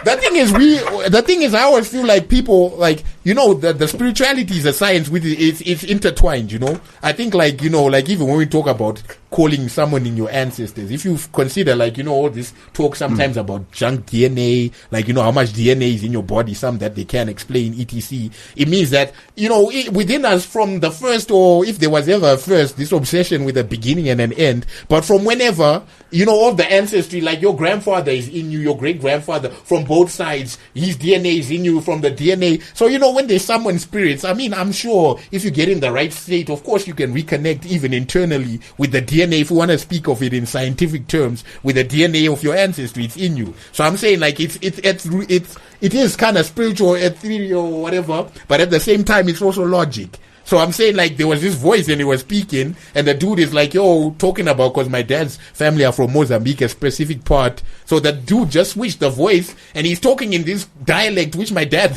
knows is from that space, but he doesn't even so it was all this weird stuff going on, and then this voice is talking about, I think your son, he does some stuff to do with Mbira and all that. And at that time we weren't doing any Mbira stuff per se, but I took it as he's talking about music and what. So it was a kind of weird thing. But from that trip, I got these mbiras from Albert Chimedza. Mbira Center. Yeah, Mbira Center. Back then when he was 2-star in, I think before he had a lot of other stuff going on. It was just he actually knew about doing stuff and whatever. And he gave us these mbiras and what. And I took them to London. And I didn't know how to play traditional stuff. Kuda didn't know how to play. But he took the stuff, started running with it. I was at where I was staying, started running with it. And organically from this, we're playing loops and we're playing, one-line things. We're not playing Mbira the way, apparently, it's supposed. But the spirit of it, we were now, connected with this. We now felt this was a sound we could work with. And we now felt if you listen to the records that came out of that, all the songs are now like, I don't know. I feel like if you're listening to it, it will mold you. The direction, the stuff becomes socially conscious automatically. I think there's no way you can kind of do certain kind of stuff with it because it's already a deep thing. I think it already resonates in a deep way. So that's what then led to the Kudakwashe Munyaradi records, which are then kind of the ones that lead up to the Changamire record. When you told Kuda Bisan about the voice from the caves. I just want to know what he said, because I got it. Because this dude, aren't you the one who woke up like in the middle of some graveyard? Yeah, man, I got it. I totally got it. Because you're like the biggest skeptic I know, bro. Like, I'm more skeptical about certain things. I'm more skeptical about certain things. I mean, like I definitely say you can attribute a lot of things to science. But I've had experiences in my life where I can attribute to science. Now, so this is where I don't want to take away people's spirituality, etc. I understand why. I just don't think there's a difference between a guy speaking in tongues and a guy in a club in a hysterical vibe speaking in his version of tongues. I think there's a difference. However, I don't take away from the fact this is a contemplative spiritual moment. And also don't forget. Personally, I have experienced, and I can continue to experience speaking in tongues. I mean, like, trance and all that. This is part of Mbira. This is part of the snuff. This is part of all that, which was barks and mixed with certain other things. It's part of trance. When we talk of trance, it's like in all, you go West Africa, etc., with the drumming, all of that. It's part of our culture. It's tripping out, like we're saying, so you can be in the moment and disconnect your mind from exactly. Your body. So the thing is, all I would say is that I don't feel like, for example, like for me, we were talking about this earlier, like the Mapo story and so forth. For me personally, in this country, if you see a lot of them, actually, for me, that's some kind of, there's actually authentic things that will be happening, authentic phenomenon. There's things that will be actually happening. Some of those people are actually maybe the most grounded in terms of how they're pursuing actually on a day-to-day their spirituality and so forth. The thing which is there, I feel, is just a hijack. I think it's similar to the thing we were talking about with hip-hop in terms of the reason why someone in Zimbabwe or someone in West Africa can associate with the Sufism of Islam or with the Christianity, the apostolic thing, etc., is because obviously these are things that also came from here. I mean, like, if we talk about the Jew, even in the Bible, if people who are Christians were being real, obviously the real thing is those are all black characters. Even up to the time of Jesus, we were still being black characters. The current peeps that we understand as Jews, these Ashkenazis and so forth, these are people who adopted the religion or the spirituality in Europe. These are Russians, these are Khazarians and all of that kind of stuff. So these are not actually the characters. It were no white characters in the Bible. I wouldn't say black, I'd say brown. Nah. Because I mean, they were there. Like you, bro. They were Semites, my nigga. Yeah, Semitic peoples are not the characters that now you and I even. No, I know. Obviously, it's not. But I mean, just considering where they live. Shout out to the movie Exodus. So yeah, exactly. Shout out to that. Now the whole deal is even when you're talking about that, all of that Sudan and all of that. Like when you talk of Middle East, if you look at the little river, it's like the Mediterranean and so forth. The little, we'll call it that Dead Sea or whatever. The part that separates now what they call North Africa and what they call the Middle East. Yeah. It's nothing. We got the Olmecs and so forth in South America. Boats were going, the doors that they use even for fishing in Tanzania now can go all the way to India and all that kind of stuff. So this was not you can't say because of Lake Tanganyika, then this part is no more. This was all Africa. This was all the same kind of space. If you really go into the logic of it, it's all the same. Yeah, but I'm space. just saying you can have different ethnic groups in one continent. That's not a big deal. Of course, but I'm saying these are not the people. Like, what I'm saying is when we are growing up, and for some people, like I said, this is not even, I might feel like, we're talking, for some people it's just common sense. Yeah. Like maybe because we were conditioned, or personally I was conditioned a certain way. When I started understanding that, it was kind of different for me. But I'm saying, like, some people who didn't grow up, to them it's just common sense. These were black people. They were, they were Negroid. They were melanated people. That's why Christ's teachings are easy for us to relate to. I can relate to Christ's teachings. Yeah. Because they are leadership, because they're derivative of spirituality. It was then systemized and then made into a religion, and you have to then understand then industrialized, and then weaponized. Exactly. So which is all exactly. Used to colonize. We're going to get back to the music again. I feel like we keep deviating towards, So that's the whole thing, though. So I think, like, basically, once you understand it in that way, then you know the hope is the same thing with the hip hop in terms of maybe we're taking something that's bastardized and then we take the bastardized form instead of appreciating, we have the original root here. Is there something nice we can get from the root that's coming off? Okay, cool. We can now graft a little, maybe, then it's a little bit more interesting. Let's take the 808s from that side because they're dope. Yeah, they're bound. Yeah, exactly. It's a nicer way of processing a low end than the drum. Exactly. Then it becomes a bit more interesting. You start adding to the conversation. So I think it's the same with the Christianity. Like he's saying, I think there are genuine phenomenon and things happening, but it's just that also sometimes if you then do it through a false proxy, you don't get the full potency of what you're doing. If we're coming direct with us, imagine all the peeps in Zimbabwe, even in that, if they were coming direct and not, thinking of visualizing through some other proxy kind of, God in the sky type, whatever, a long bearded character or whatever, all these proxies of these Jesus on these other angels, if they were actually now just coming direct from the spirituality as it would have been found here, I think like our country has always been powerful in terms of spirituality, I think would be in a much more powerful space. But because we give the juice away, and I think that's part of the trick. That's why the colonial thing. I see what you did there. Yeah. You know what I mean? So that's part of hijacking your spiritual space. Because what it is then, it was I was saying the Bible, the whole thing with the language, they would always say, when they would always find it important to trace the lineages.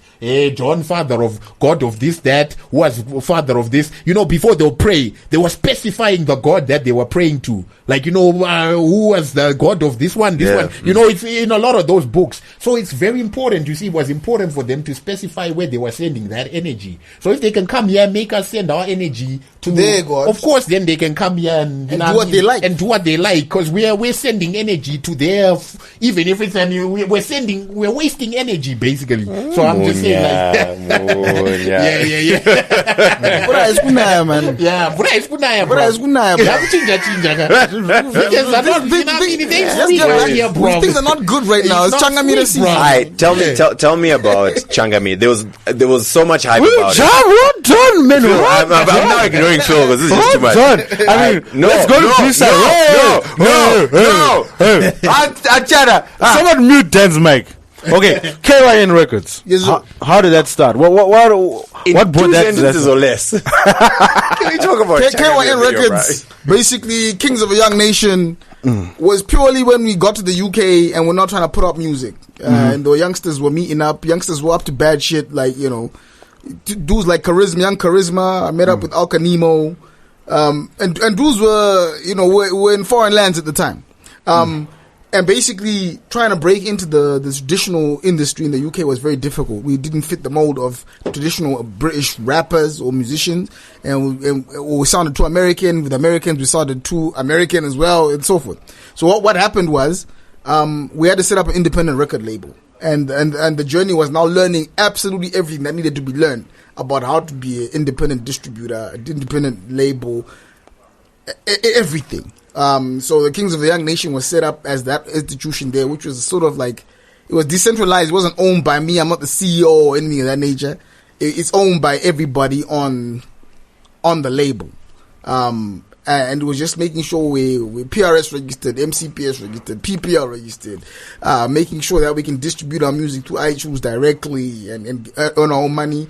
We put out the Pen and Lighter EP for Charisma. He was a young dude from South End at the time, doing some bad shit out there. We managed to get him out that madness and get him into the music, and because he's a smart dude and he was doing smart things in bad areas, so he sort of owned him. And I sat down with his moms, like, I need to really stop this other stuff and whatever. Shout out to Macca Street. The guys. So he came through, recorded his album, and basically sold it out our boots. This is like Napster's just coming out. So there's no real bootlegging issues, whatever. So we're literally pressing CDs. And that's when we're sort of learning how to even replicate CDs ourselves. Like, to do our own, and learning about profit margins, learning bookkeeping and so forth, learning how to be self-sustainable, buying our own equipment. So that's what Kings of the Young Nation is. It's not Rockefeller or anything of that nature. No, it's based on a very socialist model where people who run with us are definitely taught how to make sure that they get their royalties correctly, how to get their publishing correctly, and so forth. And everybody who runs with us definitely gets their checks every quarter.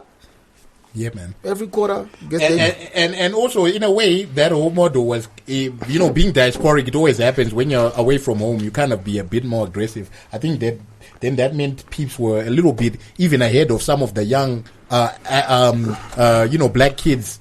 I'm talking about whatever peeps who were doing music in the UK, because then that time now we stopped like looking about going to America. It was now more, we were now based in the UK at that time, and this is the time when you then have the Soul Solids and so forth. Little things were bubbling up, but to a certain extent, some of the moves that dudes were making, peeps like we bumped into, all those the colors and a lot of those youngsters, Mega Man, all those dudes we were bumping into early, because now we are also trying to position ourselves. Peeps are also moving, like, so it was like, at that time some of those things were actually ahead, but there's a certain point where maybe it's like what you said happened here, then something happened, and then probably because we were not, that's when probably some of the records we started looking back like, maybe we need to return to, to being in a space where we are more relevant as well, somewhat. So I think at this point in time, Anchada. we can now. Anchada. No one cares about you, bro. I mean, Anchada. just sit in the corner and shut up. Really, like, you're not relevant right now. Yes, son, you got to be word, bro. Man, you ain't on these streets, son. You ain't on these streets right now, man. No one checking for you right now, son. All right, Changamiri. I've listened to the project. Personally, I feel for this generation, I think it's definitely one of the most important projects in hip hop, especially for Zim Hip Hop. In a long time. I mean, the message, the production, the way it was promoted, the way it was released. It's obviously far left, but I think that's what you need. Like, you need something that is so far left, but also visionary in a way, to pull everything to the center. You know what I mean? Because if no one is doing something that makes you think and makes you challenge yourself, you're just going to keep doing the easy path, which right now is the club hits, the 808s, let's not really. And especially in Zim, like, Zim is going through a very tumultuous time, and no one's providing any real commentary of substance. You know what I mean? Yes, and the thing is, it's actually your responsibility. When you want to stand up on a parapet and say, listen to me, you have a responsibility to say something. In the olden days, when the kings were up to some crazy shit, it was the court justice and the minstrels and the singers who used to... We used to go out there and say some things, you know what I'm saying? Yeah. And I think it's important that there's balance. Because I love me some party records when I'm in that mood. And I love me some love records when I'm in that mood. And I think on Changamiri, there was moments when we wanted to do a love record because we're in that space or whatever. So there's definitely space for everything, but the balance was now lacking, I think. And also at my age, I think sometimes the food is lacking when I hear some of the new music that's coming out. And I can understand it. Like, we've done the demo, man, so I understand it. But sometimes it's like it's now so dominant, it's so heavy-handed that there's no space for anything else. So Changamiri really was just us trying to be as non-contrived as possible. We didn't force anything. We didn't want to be. We didn't have no release dates per se. It changed a couple of times. It just changed. It's still changing. Like, whatever. Shout out to me. But yeah, so and I think it was the first time also that I felt comfortable totally. When I was in Zimbabwe as a lighty, I could rap in Shona easily, Chimiro mashoko runako naipapo ndikandisa mapumo pasi ndopererwa. It was very easy. It's very easy. I was in Zimbabwe. Then I left. Then I came back, and I was not finding it difficult to write or think in Shona, So, but then after 3 years of being back home now and really immersing myself back into the culture and my mom's and my family and so forth, it was the first time I felt comfortable to actually, because I could like drive around and think of stuff and put it down. And I think, we took away the pens and pads this time. We thought, make it a flow of consciousness, and just. So I think it's dope. I think anyone who listens to it will like it or hate it. I mean, it's gonna be, it is exactly what it's supposed to be. It's the Changamiri project, man. Say something, my nigga. Yeah, no, that's dope. I mean, man, I think like with the music right now, I think hopefully it's about traction in a certain way, in the sense that, like you said, when something is challenging, hopefully what we're hoping and what I feel and I know will happen is over time, or within the people who get a chance to be exposed to it. And I think, like, with anything that's challenging or different or new in any way, I think there'll be a certain amount of time till people can actually then. But I think once people can access it, or once it, I think there's a lot that's in there. I think there's a lot of energy, a lot of good intent, and a lot of substance that went into it. So I think hopefully it will gain, as it will be something that will grow with people, and something that will be food for a while. So that's the. But basically it's a Shona record, it's Mbira's, and it's Mbira music. Like, for me personally, I'd say it's Mbira music. And then for me personally, Mbira music and hip hop in a certain way, or certain types of hip hop music, are just parallel, because it's just the same kind of objective, it's the same beats, the same 8-bar cycles, the same. We used to call it monotony back in the days, isn't it? That was the term in terms of, when we were listening to that new, it's like, it's like that loop when it's just tripping back and forth. It's that trance music. It's just the same. The shakers is just the same. It's trance music. So for me, it's Mbira music, because we did it now from Zimbabwe, looking out. It wasn't now looking from somewhere else, looking back, looking out. So it's Mbira music for me, and I think it's like, I think definitely playing. It's also done in that same spirit of, trying to speak to the people, it's social commentary, it's appeal, it's invocation. We're talking to our ancestral selves and so forth, and trying to just gain some balance of what we're seeing going on around us. So that's what the whole Changamire thing. I think the other big talking point as well about the whole song was the video. Yeah, I mean, which I stay saying is a big problem with Zimbabwean music, that there's never really any effort into videos. Occasionally some songs will have some video slapped together and whatever, you know what I mean? But like with the video for Changamire, first of all, obviously like a whole bunch of thought was put into how it would come across. Yep. What's the message behind the video? No, I think the whole thing with that track is like, which is that the whole album. The album was never really like, we never sat down and said, now it's time to do a record. Just a short, context. I think the whole thing was that there was, we just saw this. There was an interview done with Choniso just before she passed. And it was on YouTube. So I watched this interview, and all through she is kind of being intercut with this, her playing this song Vanogwara, which is a traditional song. So she's just playing it, her voice and Dambira. It was just powerful, because then this is one of the last, I think probably the last interview that she done, and she's talking about this, and she talks about hip hop and Bira and the same stuff we're talking about. It's crazy. You should watch that. It's if you look for Shumba Records or something on YouTube, and you can see that. So basically that's what inspired, like, I was having this moment like, wow, just watching her and hearing this. And then I phoned up the guy who done the who did this video, and said, you have just the cut with her playing with just voice and Dambira without all the other talking, like, cause it obviously recorded and cut it in different parts. So I just needed a segment. So he did that. And from there, just inspired, like, I was working with the young guy, Clarence, who plays the instruments on the album and stuff. And we just been, he's the guys from the band. So we've been rehearsing and stuff. So we end up, working on this song. And we take it to Kuda, cause he'd been saying, you know what? We haven't done any tracks, and we haven't done a beat, you've been making some beat things. You've been rehearsing with the band. You haven't brought me through something that, so it was more like, this is finally, let me take something, because he's got a connection through the family and everything with Choni, so the same energy, sensibility. So it was a chance to like, yo, bro, yes, something, I think this would be something where you can. So he's like, okay, word. He starts writing something, or he starts, going in, like, switches on the mic, starts doing something.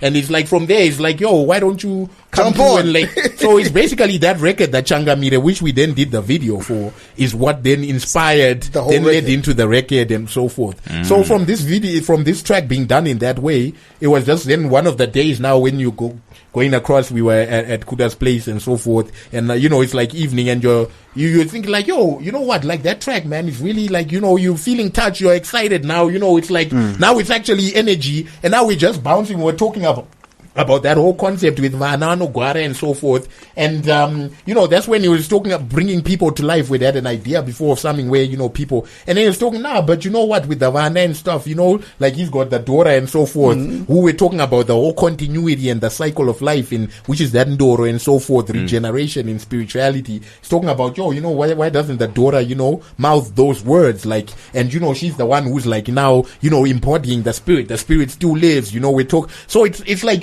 that kind of thing. So it was just like, one of those conversations right before you get it. I think the engine was even running. And then it's just back and forth because his flow of consciousness is the same. It's like, you're getting inspired and then, okay, boom. And that's basically like where the seed then for the idea for the video came from. Yeah. Dope. And then basically on some of the corporate hustles we have to do to pay bills, you work with a lot of dudes. So we work with Rufaro. Who's a genius when it comes to the visuals and stuff. So we sat with him and did many production meetings where we thrashed out the idea to death, and it got to a stage when we sort of understood what we needed to do. Then we roped in Mr. Simon Deswat from Treasure Media, who's been doing a lot of shooting and stuff around Zim as well. And we with no budget, we went to Mazoe with everybody who said they would come. Candace, Shingima Ngoma, Pearl, you name it. Everybody who said they'll come through. And we went and we shot the video. Could have kids as the my characters. kids as the characters, you name it. Nepotism. Exactly. Nepotism. We went to a beautiful farm out in Mazoe there called Gomoji, and shout out to Steve Gona. Steve Gona just said, "Come through and you can film it here." And it's the perfect location. We didn't know we were gonna shoot it, but then eventually we found the spot. And then the dudes, it was a 14-hour day of people lying in the sun. In cow dung and zebra dung and insects and terrible eggs, and because the shots had to be seamless. The choreography had to be timed to perfection. You see, because people are rising up and whatever, and the multiple angles of the shots and so forth. So Simon was doing director of photography. Farai. My daughter was supposed to be walking in bare feet, and then in one of the shots, she got the biggest thorn in her foot. So then she decided she doesn't want to be a part of the video anymore. And there was nothing we could do to convince her to get back to the video. So we had to now shoot tons of sequences without her in it, which actually works very well for the video, because then she actually becomes this spirit in the video who is there, sometimes is not there, but is there, So the video was great. And then once the video was shot, there was a lot of scenes that had to be shot with us being creative, because we didn't have because we had to do CGI on stuff. We needed Major to disappear and reappear. We needed spirits to enter bodies and so forth. So there's a lot of stuff that we're just shooting in faith that our director Rufaro knew what he was going to do to make these things come. So like, do that, okay, now do that again, okay, do it the reverse way, all these things, and rotoscoping and tons of graft.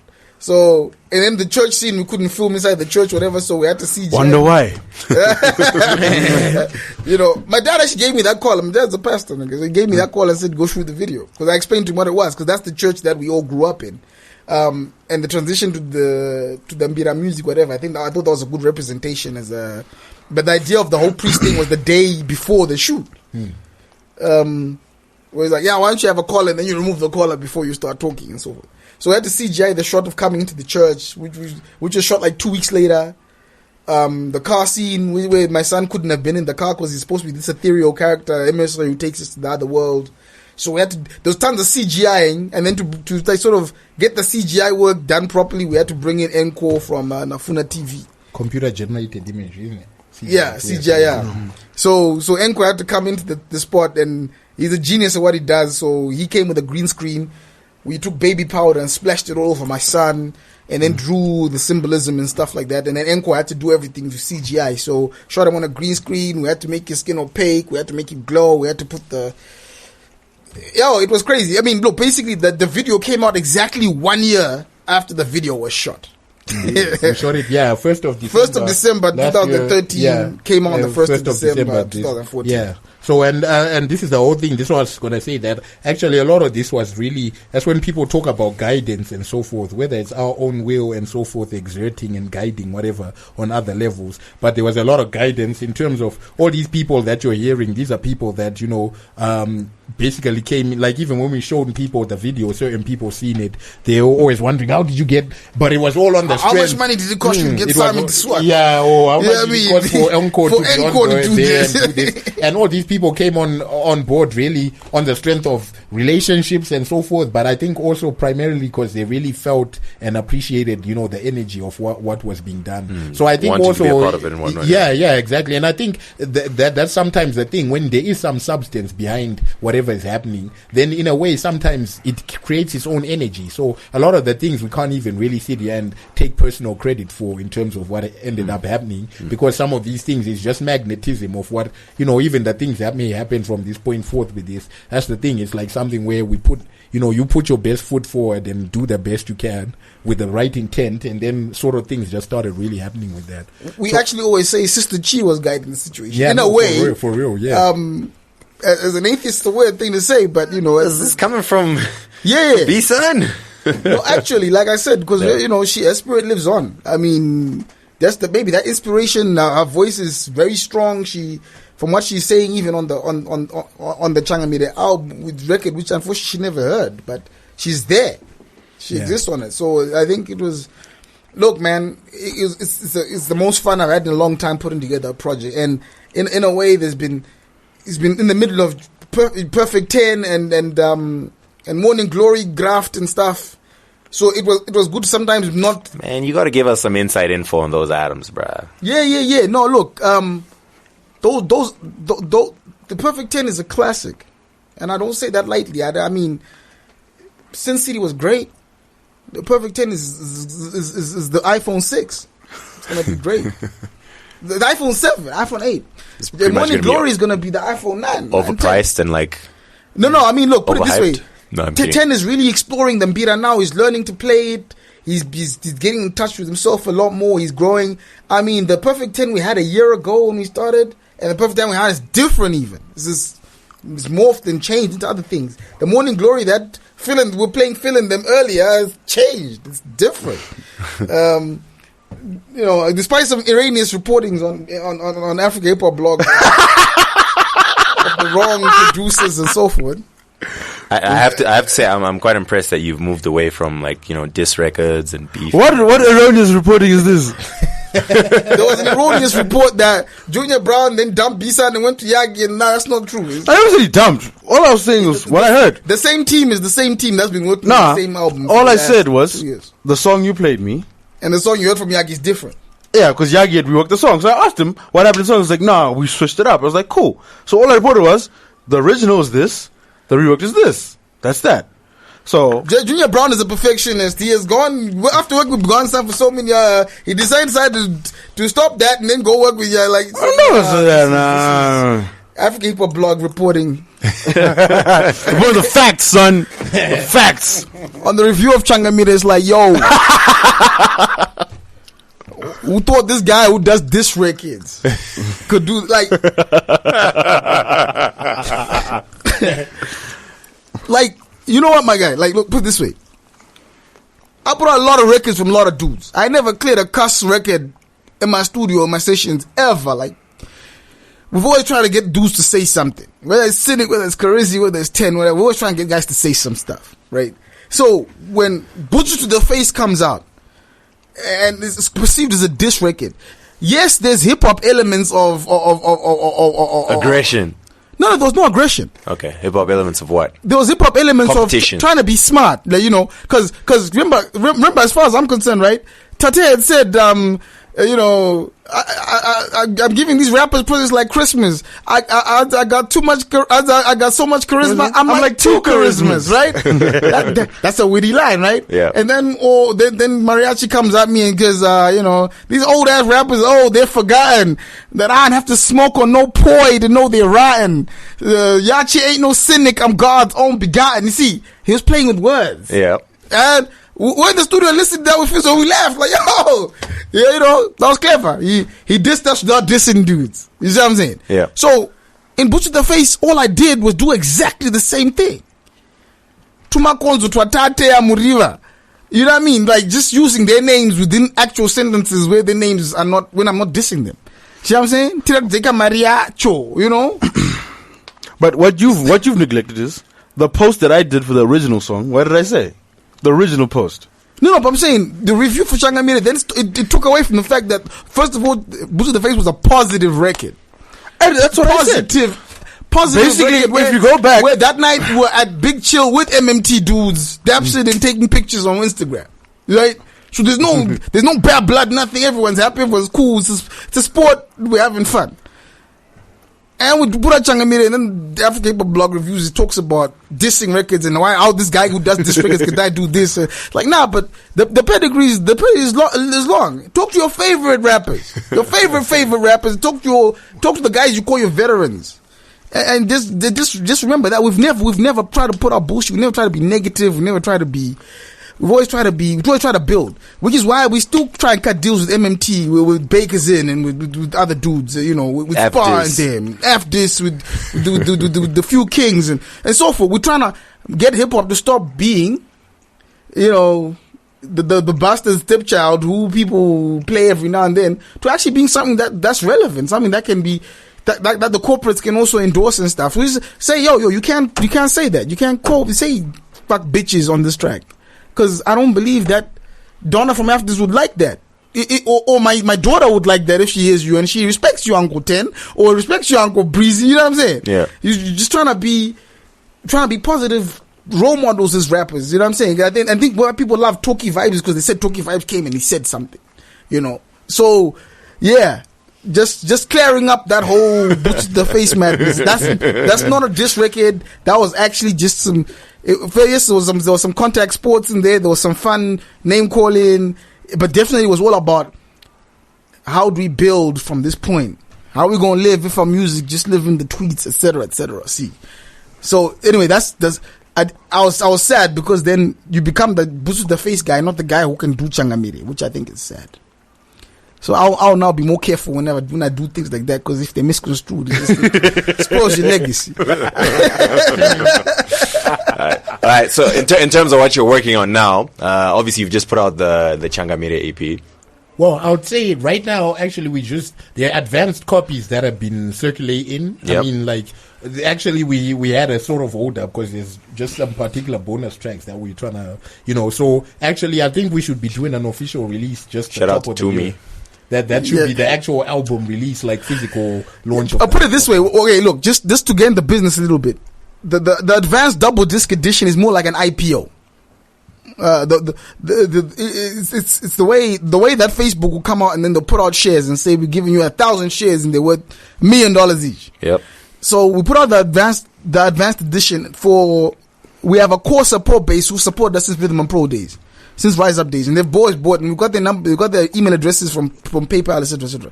So as soon as the album was ready, the 1st of December, we emailed all of them and said, right, we got 200 limited edition, advanced double disc edition, which is like an IPO. You're buying shares within the process, because basically it's the easiest way for us to print out a lot more CDs and a lot more, put out stuff and whatever else. Now we could have thrown on iTunes already at this point, but we thought, no, let's put out the video. The video's got the track. We got the press copies out that are circulating. We got listening suites online. We got the IPO version of the album, which our nearest and dearest supporters have paid a lot of money for each copy. Because if you can't charge your friends the proper like a high amount, then you can't charge anybody. So you take your friends and you say, yo, look, I need $50 for this disc. It's double disc. You're getting 28 songs on this. You're getting the videos. You're getting everything, right? So they're pretty much, it's a crowdfunding exercise, which I think it's a good method to try and make sure that everybody can also, it's a way you can fund your music videos, whatever. With people listening, it's like you just find a way, say, yo, we get 200 of these worth $20 each, whatever. That raises this much capital, which you can print this many other CDs, which you can then sell at a powerful rate.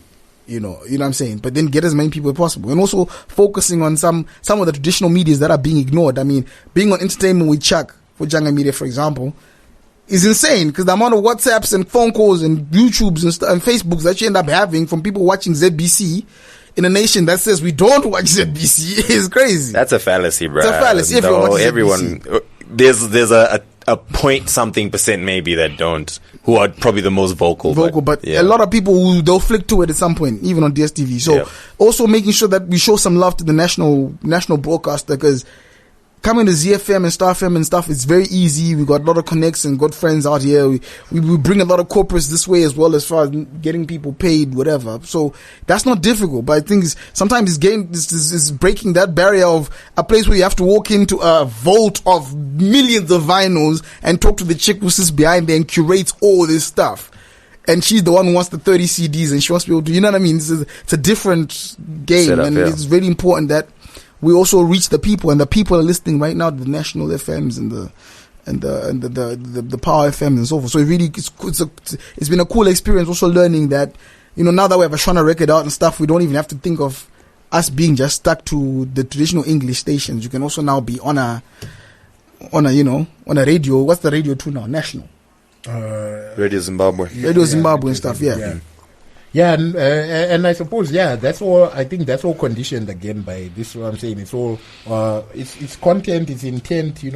That all conditions now. The trajectory of what can happen in terms of in terms of the material. It's also surprising that people who don't actually understand Shona, in terms of the energy of the record, we're already getting some feedback from those kind of, like in terms of online and so which is the way it the should payments be. And stuff. Yeah. So which is really, even just people who've been watching the video and just smiling back and so forth. We listen to Future and Young Thug, and they're speaking other languages. You know what I mean? Exactly.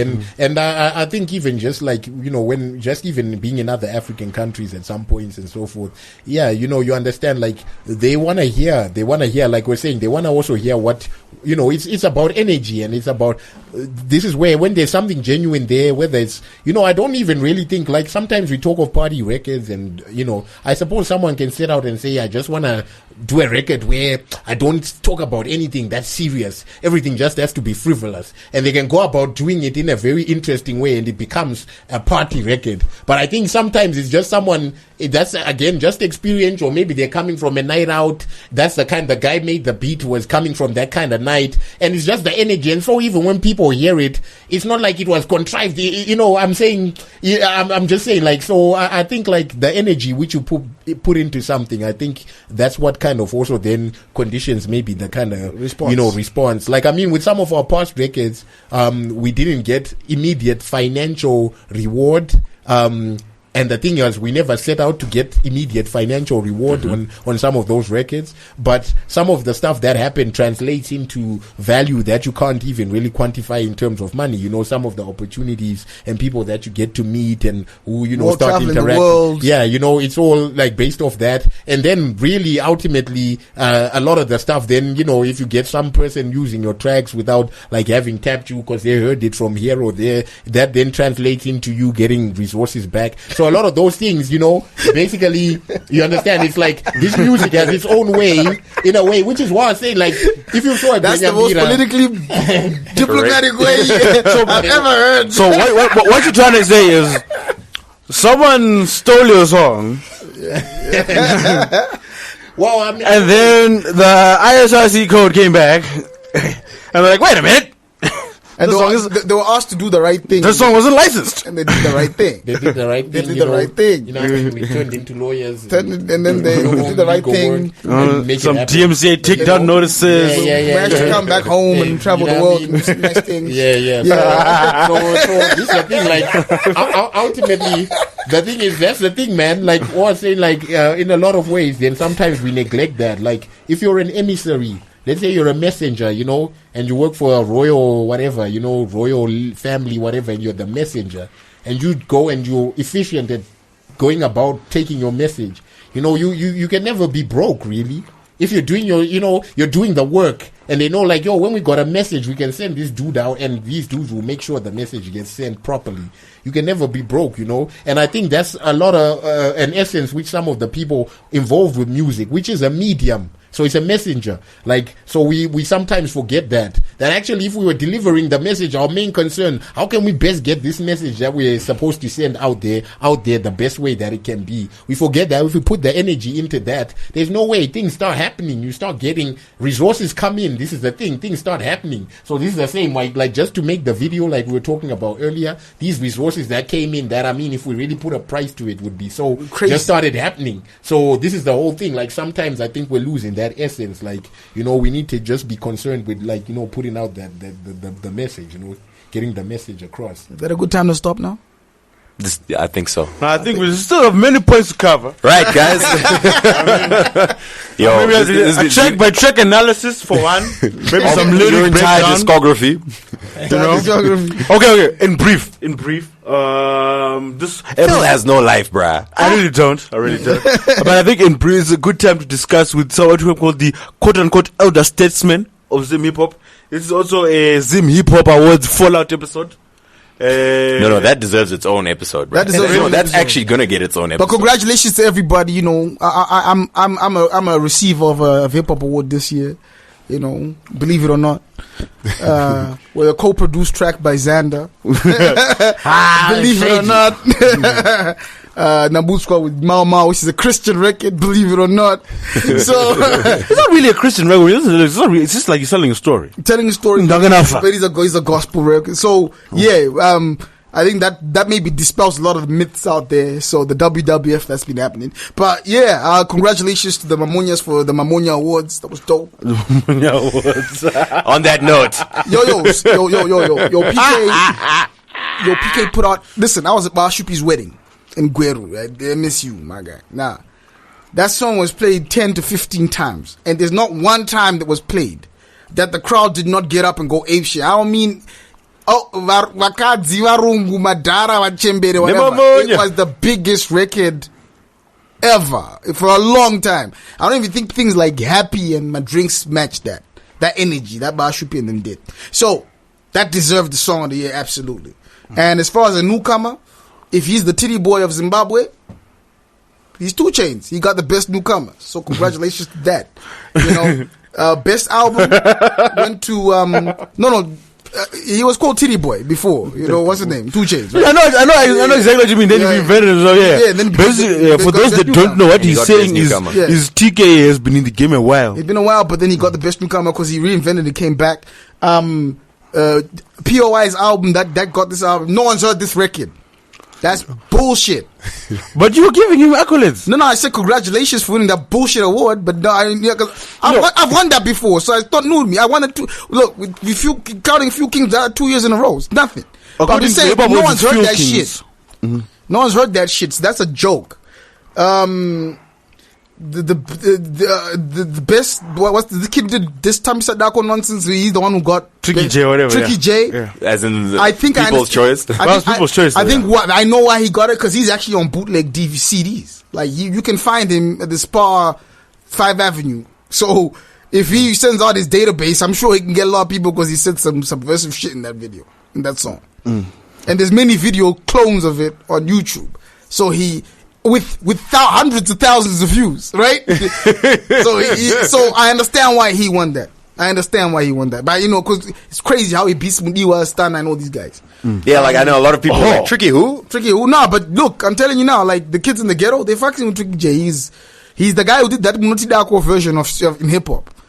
With a Sungura the type beat anyway, and the hip hop is very singy. So it could have been called Zim Dancehall and no one would have cared. Right? So Tricky J, congratulations to him. Blackbird winning that award is nonsense. Yeah, I said it. I'll write an open letter to say that was nonsense. Who should have got that was Trey Young's award. It's simple. Yeah. Dikoko movement is strong. She's been working hard. Yeah, own label, own clothes. Best male, you think it's PK? Best male? Like, didn't you see what I said about the wedding, my guy? Best song, I get it. Best song. Now then who else? When I go to my brain, okay, and I see a poster of PK's newest single, then I go on YouTube and I see him in Jamaica with Busy Signal in a video. Can we not just say he did the work? Yeah, he did. Give him No, his I'm thing. asking. I think I think There's no. I don't think anyone else put out anything that can match PK this No year. one matched it. That's simple. And this is me speaking in the week at the Sumuza Gumbozao, at the Marias, you name it. So I'm speaking also as a player in the game. I say, we all have to sit back and say Tags and PK deserve what they got. It was not. There's no hate in that direction. Oh, those are the only two that just.